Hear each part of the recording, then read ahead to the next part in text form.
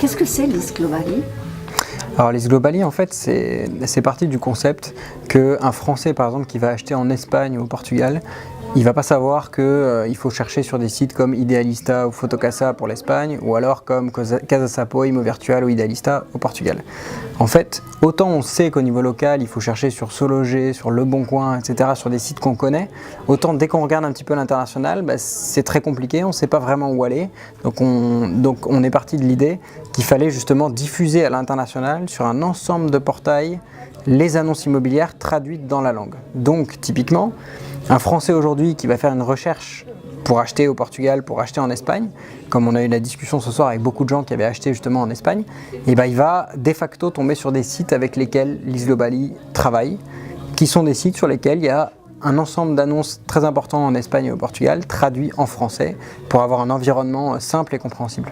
Alors l'immobilier est un marché de plus en plus mondialisé. Vous avez fait une étude récemment qui analyse ces mouvements.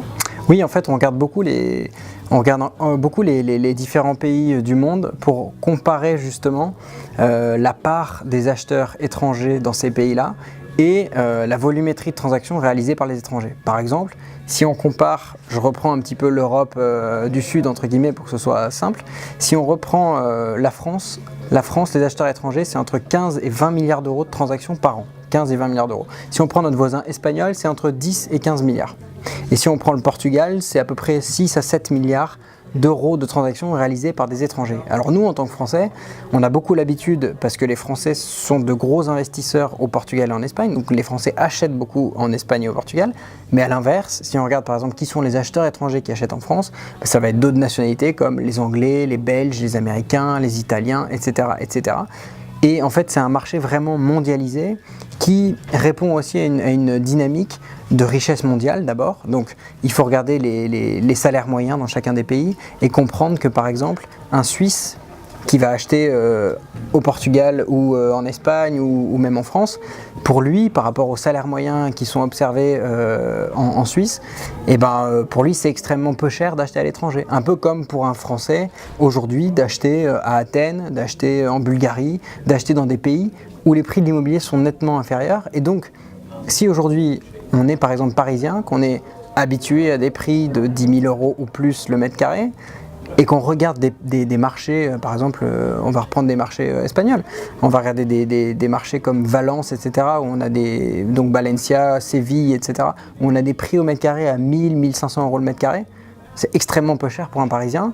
Et donc du coup, la question qui se pose dans ce marché un petit peu mondialisé, c'est de dire, est-ce que pour 300 000 euros, par exemple, je préfère acheter 30 mètres carrés à Paris ou 300 mètres carrés à Séville. Donc c'est ça un petit peu les dynamiques sympas qui se posent. Alors 3 bons plans, si vous aviez un tiercé à nous donner, voilà, avec 100 000 euros, qu'est-ce que je fais? Alors je veux... Espagne, je vais au Portugal, je vais en Grèce. Alors aujourd'hui, en tant qu'investisseur, si on regarde sur un horizon, on va dire de 5 ans, globalement, les marchés immobiliers répondent plus ou moins à des logiques de cycle.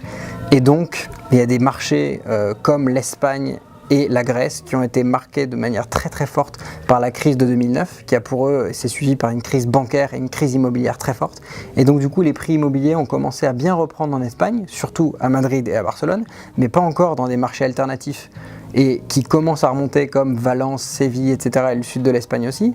Et puis après sur un marché comme le marché grec aujourd'hui qui n'est pas encore en phase de récupération mais qui est tout juste en train de commencer à infléchir. À Athènes, concrètement, on peut trouver 50 mètres carrés pour 50 000 euros. Alors je ne dis pas que c'est une merveille à ce prix-là, mais concrètement, il y a vraiment des marchés dans lesquels on a touché le fond et on est en train de remonter de manière très claire. Et quand on veut s'intéresser à ces marchés, qu'est-ce qu'on fait? Et quand on veut s'intéresser à ces marchés, la première chose, c'est toujours pareil, on fait toujours des recherches d'informations. Typiquement, aujourd'hui, autant un Français qui achète en France, il est au courant des frais de notaire, des frais liés à l'achat, à la limite de l'imposition française, de l'imposition sur la plus-value, des choses comme ça. Maintenant, si on veut acheter à l'étranger, les taxes liées à l'achat ne sont pas du tout les mêmes.